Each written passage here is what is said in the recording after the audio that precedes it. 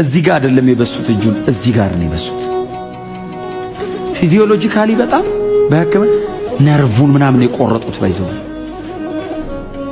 የመስቀል ሞት መስቀል ላይ መሰቃየት ብቻ እንዳይመስላችሁ፣ ባዮሎጂካሊ አንዳንዱ ነገር እዚህ ጋር ማውራት አንችልም። አንዳንዱን ጉዳይ መስቀል ላይ የሚሰቀል ሰው ምንም ነገር መሆን አይችልም። ባይዘው ደሙን የሚሄድበትን ይቆርጡታል፣ ነርቭ ይበጥሳሉ። የሆነ ገምተው አይደለም የሚያረጉት፣ የታቀደ ቦታ። ለምን? የስቃዩ አካል ነው። እጁ ተበስቶ መንጠልጠል አይደለም ጉዳዩ። እዚህ ውስጥ የሚቆረጥ ነገር አለው፣ አብረው ይቆርጡታል።